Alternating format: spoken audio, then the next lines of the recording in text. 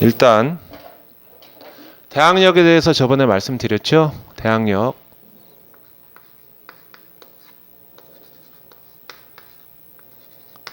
우리 저번에 처음에 문제 풀 때 말소기준 권리를 찾고 인수하고 소멸을 배웠잖아요. 그 다음에 이제 대항력 플러스 확정일자. 그걸 또 배우셨잖아요. 그렇죠? 대항력을 먼저 말씀드리기 전에 일단 대항력 우선 변제권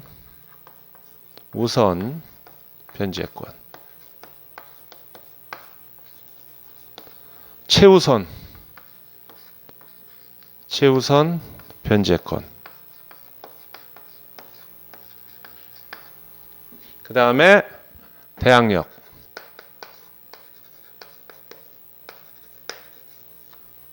이 세 가지를 아셔야죠. 최우선 말 그대로 우선보다 더 빨라. 그렇죠. 우선 변제권은 다른 돈 받을 사람, 채권자보다 우선해서 받을 수 있는 거예요. 그 다음에 대항력은 우선 변제권, 최우선 변제권과 별개로 말 그대로 제가 매매가 됐던 경매가 됐던 간에 계속 여기 점유할 수 있는 권리예요. 보증금이 받을 권리가 있으면 받고 살 권리가 있으면 살고. 오늘의 하이라이트는 1교시 하이라이트는 뭐냐면은 저번에 우리가 풀었던 거는 말소기준 권리를 당연히 알았던 문제를 풀었고 그거를 기준으로 문제를 풀었고 인수냐 소멸을 풀었고 우선 변제권에 기해서 문제를 풀었죠. 확정일자. 그 다음에 요번에 할 거는 최우선 변제권입니다. 최우선 변제권을 아시려면 주임법 그 다음에 상임법 요걸 아셔야 돼요. 공인중개사 공부하신 분들은 이거 기본적으로 많이 아셨을 텐데 아니 왜 실전 경매하면서 이게 꼭 필요하냐. 반드시 필요해요. 주임법 상임법 이걸 알아야 최우선 변제권 털고 나가는 걸 알 수 있거든요. 뭐 계약갱신 요구 청구권 2년 1년 그런 거는 표 보면 다 아는데 그것도 말씀드리겠지만 디테일하긴 몰라도 최우선으로 털고 나가는 사람들의 기준을 잘 알아야 된다는 거죠. 그러면 주임법 상임법 하기 전에 자 대항력 저번에 한 거 복습 한번 해보겠습니다. 대항력은 이제 여기서부터 말씀드릴게요. 대항력 여기서부터 이렇게 하는 게 낫겠네요. 왔다 갔다 해서 죄송합니다. 표를 써놓고 왔다 갔다 거리네. 주임법은 뭐죠? 주택임대차보호법. 상임법은 뭐 상가임대차보호법. 대항력은 어차피 여기도 있고 여기도 있겠네요. 그러면 대항력 볼게요. 요거 좀. 자, 대항력.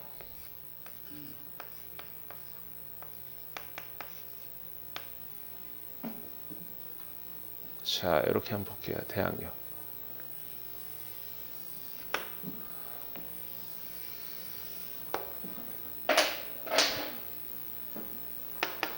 대항력은 어떻게 생기죠? 만약에 집에 들어갔다 아파트. 제일 먼저 대항력의 요건, 기본. 전입을 해야지, 전입.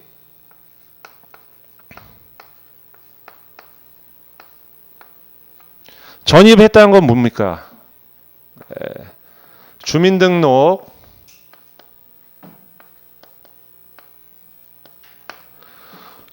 등록을 했다는 거예요. 이거는 뭐 내가 무상으로 살던 유상으로 살던 우편물을 받아야 되니까 뭐 우편물 안 받을 사람들은 상관이 없는데 하다못해 고시원 사시는 분들도 1개월이 걸릴지 10개월이 걸릴지 모르기 때문에 거소지 내가 살고 있는 게 주소지지만 주소하고 거소가 틀린 건 아니시잖아요. 주소는 명확하게 뭐 전입신고했고 뭐 거기에 살고 있는 게 명확하지만 거소는 A에 살다가 B에 살다 C에 살다 이렇게 되는 건데 하다못해 뭐 고시원이 거소지라고 생각할 수도 있지만 한 달을 살아도 의외로 고시원에 주민등록 전입하신 분들이 있습니다. 많아요. 장타로 사시면 전입을 해야 될 것이고 자 그럼 상위법에서는 뭘 해야 되죠?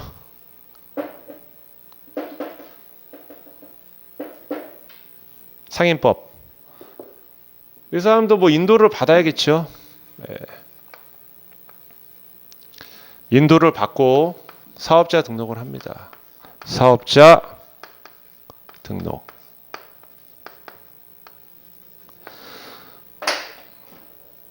대항력은 전입만 있으면 돼요. 물론 선순위일 때, 요 기준은 선순위일 때를 말씀드린 거죠. 후순위일 때는 의미가 없고요. 확정일자.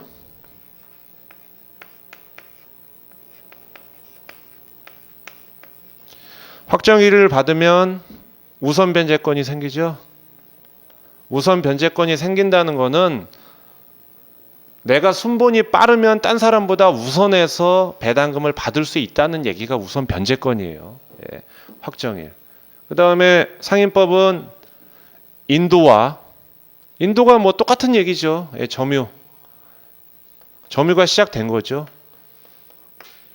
사업자 등록을 해야 되는데 문제는 계약서를 가져가야 되죠. 계약서.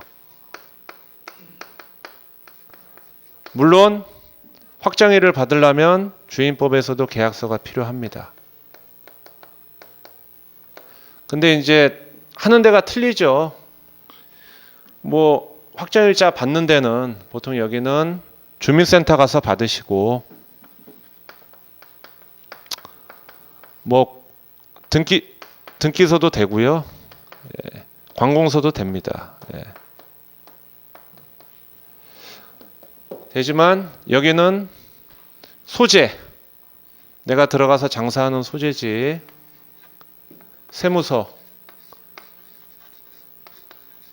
세무서에서 확정일을 받을 수가 있어요. 예. 세무서에서. 그리고 중요한 거는 상인법에서 필요한 상인들은 뭐 꼭 상인이라고 표현할 필요는 없지만 이 계약서, 임차인 있잖아요. 이 임차인의 이름과 임차인과 사업자 등록하시는 분이 일치해야 합니다. 그래야지 대항력이 발생이 돼요. 이게 틀린 경우도 있어요. 임차인은 엄마 앞으로 해놓고 계약은 엄마 앞으로도 할 수 있잖아요. 예를 들어서 보증금 대줄 수 있으니까. 사업자 등록은 아들 앞으로 할 수도 있단 말이에요. 예, 일치해야 됩니다. 그래야 대항력이 발생이 돼요. 자, 이렇게 되면 우선 변제는 주인법에서는 확정을 잡아야 되고 요거는 이렇게 되면 우선 변제 같이 됩니다. 그 다음에 또 뭐가 있을까요? 자, 보시면 잠시만요.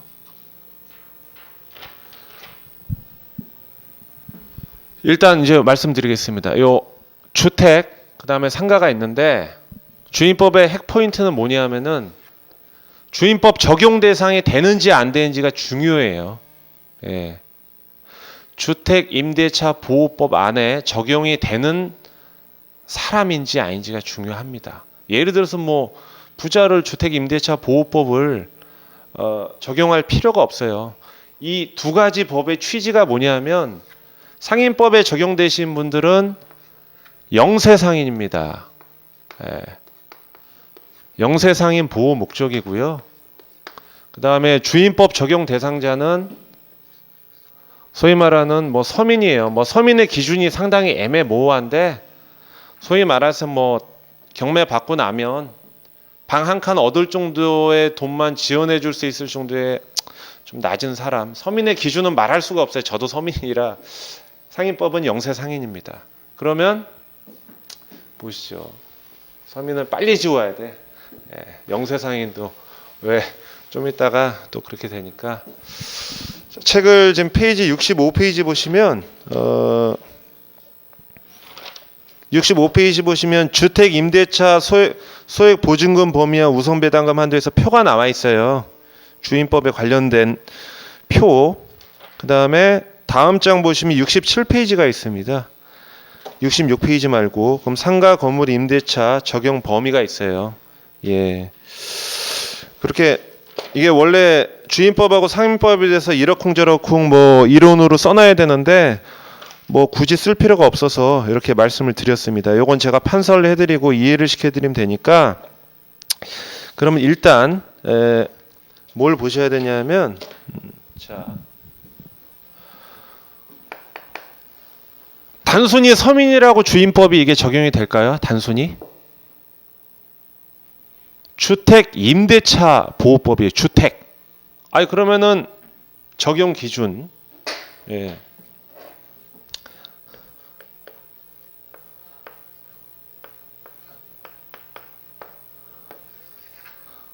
적용 기준이 좀 사실상 중요해요. 단순히 내가 지금 이불 피고 밥 먹고 산다고 해서 주택 임대차 보호법 적용 대상이 되는 게 아니에요. 아무리 뭐 보증금이 작다 하더라도 법에서 공시한 합당한 주택, 인정되는 주택에 한해서 임차인 반 한 칸을 쓰더라도 예를 들어서 말씀드릴게요.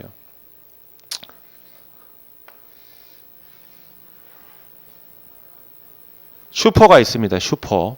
뭐 GS 슈퍼라고 하죠. GS 슈퍼가 있는데 근린주택 아시죠? 근린주택. 뭐 소위 뭐 1층 같은 경우는 상가로 쓰고 있고 그 이에 만약에 뭐 2층 나머지 층이 있다. 이 부분만 뭐 보통 근린상가 점포로 쓰고 나머지는 집으로 쓰고 있습니다. 근데 근린주택 주 용도는 건축물 대장상도 그러겠지만 실제 용도도 주택이에요. 그래서 근린주택이 들어가는 겁니다. 주택이 주 용도고 요건 부용도예요. 부용도. 그러면 이거를 확대해서 보면 예를 들어서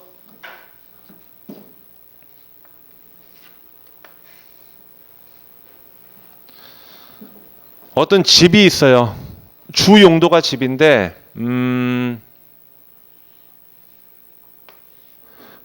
여기가 1층 2층입니다. 여기는 슈퍼예요. 뭐 옛날로 따지면 뭐 구멍가게라고 치죠. 길이고 왔다 갔다 하는데 거실이 있습니다. 거실이 있고 여기 내부 계단을 통해서 방이 나옵니다. 그리고 여기 한켠에선 슈퍼를 하든 쌀집을 하든 뭘 하고 있습니다. 요거는 주임법 적용 대상이 됩니다. 주 용도가 주택이기 때문에 적용 대상이 돼요. 보증금을 떠나서. 그런데 아주 상식적인 얘기지만 지금 제가 말씀드린 건 꾸며낸 게 아니고 판례에 있는 내용이에요. 실제 판례에 있는 내용.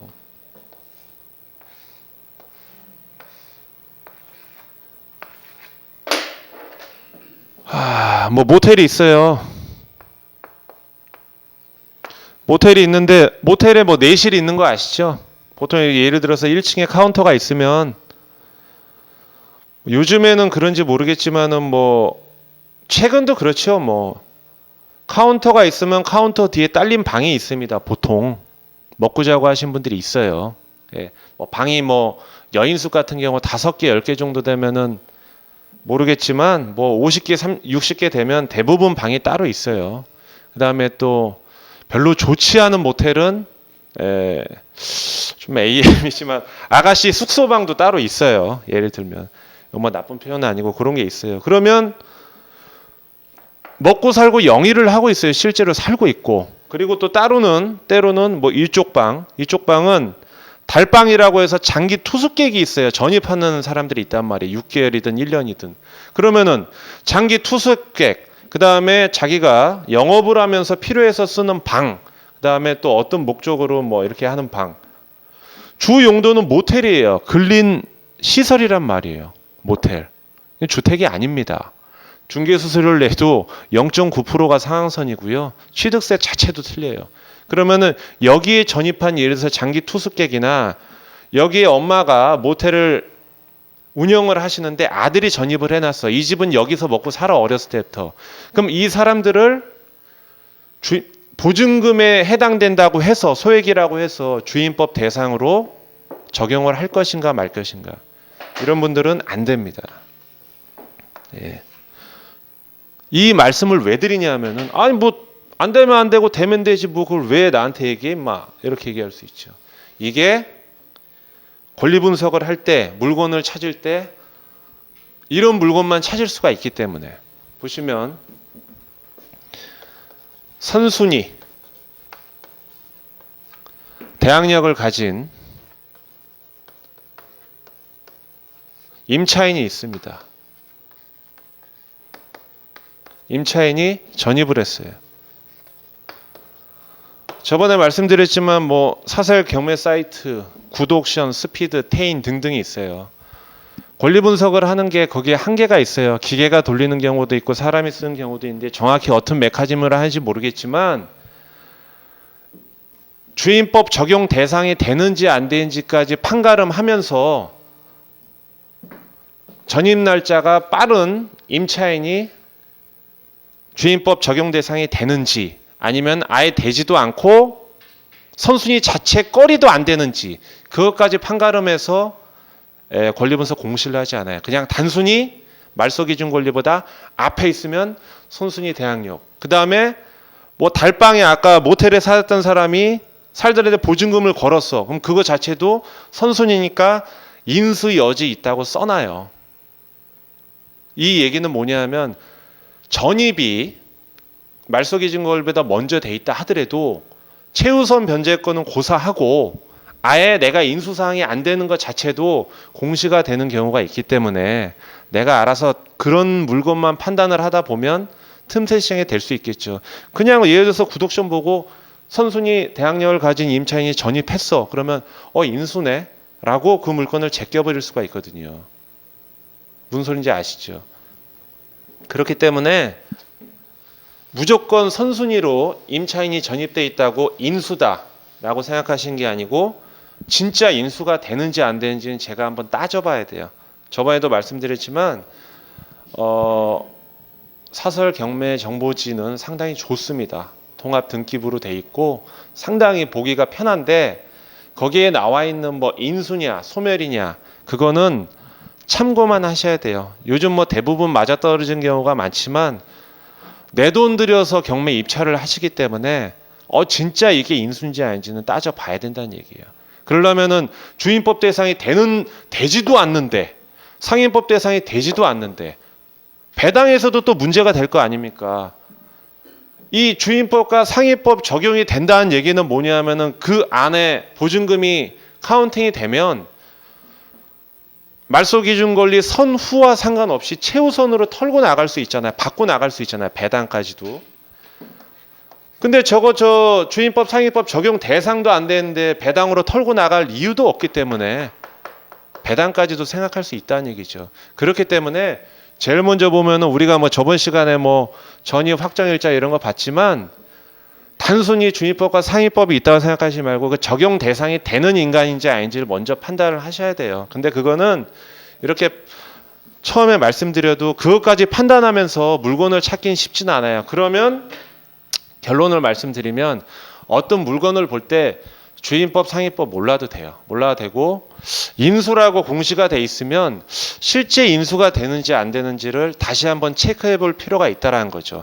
체크를 하는 과정에서 이거 저번에 얘기 들었는데 주임법 대상이 안 되는 것 같은데 내가 인수할 사항이 아닌 것 같은 데를 그때 보고 다시 한번 들춰다보고 제 강의를 들으시던지 아니면 뭐 네이버에도 있고 책도 있고 보시다 보면 이게 명시된 거는 사설정보주에서 인수지만 실제로는 아니구나. 남이 똑같이 물건을 보고 인수라고 다 인지를 할 때 내가 볼 때는 이거 아닌데 잘못 나왔대라고 판단이 되잖아요. 그러면은 입찰하시는 분들의 그 경쟁률도 떨어지고 때로는 단독으로 받아서 특별한 수익을 누릴 수가 있겠죠. 그렇죠? 예. 그래서 괜히 하는 게 아니다. 예. 그렇게 보시면 될 것 같습니다. 그리고 적용 대상을 봤고요. 자, 요거는 일단 한번 지우고요. 지워놓고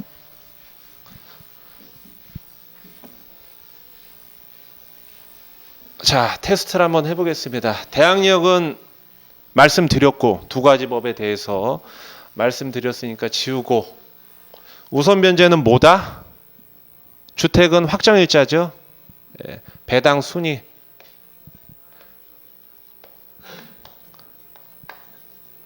다른 변제권자보다 먼저 받을 수 있는, 우선해서 받을 수 있는 권리, 그거는 주택을 말씀드릴게요. 자꾸 헷갈릴 수 있으니까 확정일자.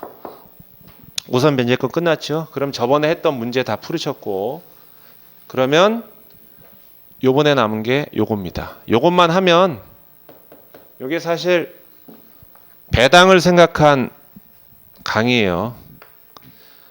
내가 왜 배당까지 생각을 해야 되냐? 저번에는 이제 말씀으로 제가 말로 말씀드렸지만, 배당은 곧 명도를 할 때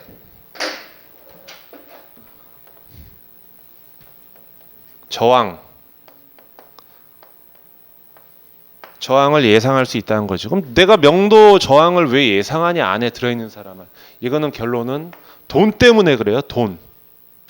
돈으로 이사비를 예를 들어서 협상을 할 건지, 아니면 강제집행을 해서, 강제집행은 뭐 법원의 힘을 빌리는 거죠.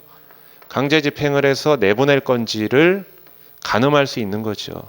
강제집행은 기간이 있고 기간과 돈이 들어가지만, 협상이라는 거는 기간과 돈이 조절이 될 수 있겠죠.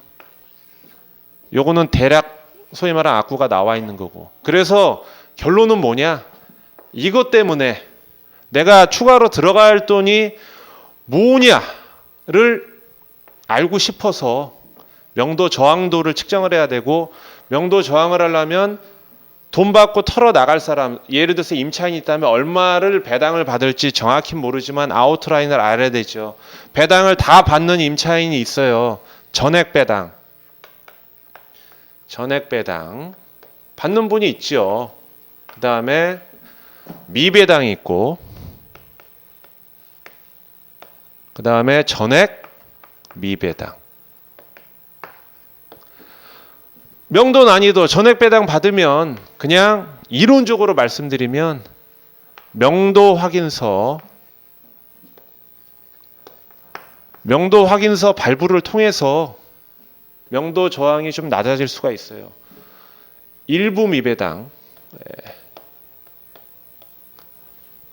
뭐 예를 들어서 5천 받을 거 있는데 1,000만 원 정도 못 받았어요. 그럼 거기에 대해서 그럼 역지사지로 내가 5천 받을 게 있는데 4천만 받고 나갔다. 최우선이 아니고 우선 변제에 의해서 배당 순위에 있으면, 내가 상대방이라면 얼마 정도를, 내가 경매당한 입장이면 얼마 정도 줘야겠다라는 거를 인지를 입찰 들어가야지는 하고, 또 낙찰받고 그 현재 점유자를 만나서 내가 생각했던 거와 얼마나 괴리감이 있는지, 협상의 의지가 있는지를 찾을 수 있겠죠. 그 다음에 전액 미배당, 최우선 변제 대상도 안 되고, 그 다음에 배당 순위도 늘려서 개털돼서 나가신 분들, 소위 말해서 임차인이 주인을 역같이 만나가지고 인생 꼬인 사람들, 이런 분들은 명도 확인서로 될 게 아니죠. 명도 확인서라는 거는 일부 미배당도 명도 확인서 주면은 돈 돼요. 돈 받을 수 있어요. 법원에서 주라고 하는 돈 받는 거니까. 근데 전액 미배당은 명도 확인서가 필요가 없어요. 그러면은 명도 저항을 볼 때는 일로 갈수록 상위군이죠. 그러면 역으로 따지면 돈이 일로 내려갈수록 돈이 더 많이 들겠죠. 돈으로 해결하려면. 법으로 해결한 걸 떠나서. 그렇죠? 그래서 배당이 사실은 전액 배당을 받는 분의 임차인이 있는 걸 내가 낙찰받아서는 별로 감이 안 잡히는데, 전액 미배당 되는 거, 오후에 강의하시는 그 민 소장님이 전문이거든요. 한 3억짜리도 그냥 내보내는데 쉽지가 않아요. 저번에 그 하신 게 5천만 원이었죠. 엘리젠트 오피스텔 그거, 거기 고시촌이에요. 신림동에 있는 거. 학생이, 엄마가 이제 여학생인데 좀 편하게 살라고, 거기가 보통 시세가 500에 30, 기껏해야 1000에 뭐 한 40 이러거든요. 근데 엘리젠트 오피스텔은 그 신림동 고시청 중에 상당히 하이 클래스예요. 직장인들도 못 들어가. 1000에 뭐 65, 70 이러는데 이분은 아예 전세로 들어갔어. 월세 안 하고. 전세로 들어갔죠, 그때. 5000에. 학생이 어떻게 5000에 들어가. 근데 전액 미배당 됐어요. 그게 전액 미배당이 되는 거는 우리가 탁상에서 권리 분석할 때 알 수 있다니까. 대략적으로. 그러면 나 자신 없어. 난 전액 미배당 되는 임차 있는 데는 반값으로 돈을 받아도 난 답이 안 나와. 그럼 안 들어가면 된다고요. 무슨 소리인지 아시죠? 예. 그래서 사실은 배당이 상당히 중요해요. 배당의 금액을 정확히 알 필요는 없지만 내가 들어갈 돈이 있고 돈과 스트레스와 기간이 있기 때문에 배당 그런 거예요. 사실 배당은 배당 기일날 경매법정 매토 딱 가서 그 눈으로 보면 느낌이 옵니다. 자, 페이지를 한번 볼게요. 자, 65페이지 보시면은 주택임대차 소액 보증금 범위와 우선 배당금 한도가 있고요. 그 다음에 다음 페이지 보시면 67페이지에 다다음 페이지죠. 상가건물 임대차 보호법 적용 범위가 있습니다. 요거를 제가 쉬는 시간에 10분 동안 잠깐 나가 있을 테니까 일단 65페이지에 있는 요걸 숙지를 하세요. 그 날짜, 그 다음에 지역, 보증금의 범위, 최우선 변제권 외우시란 말이 아니고 저번에 프린터 드렸죠. 2014년 맨 왼쪽 하단에 있습니다. 그거하고 그 위에 것까지 요렇게 이게 왜 이렇게 나눠온지를 확인을 해보시고 생각을 해보시고요. 다음 페이지에 있는 것도 뭐 환산 보증금이 있고 뭐 여러 가지가 있는데 왜 주택과 상가는 왜 뭐가 틀리지? 그거를 한번 보시면서 다음 시간에 이 박사가 무슨 얘기를 하려고 하는지 그걸 좀 확인을 쉬는 시간에 체크를 해 놓으시고 다음 시간에는 최우선 변제권과 말소기준 권리를 끝내 놓도록 하겠습니다. 자, 10분간 쉬었다가 진행하겠습니다. 예.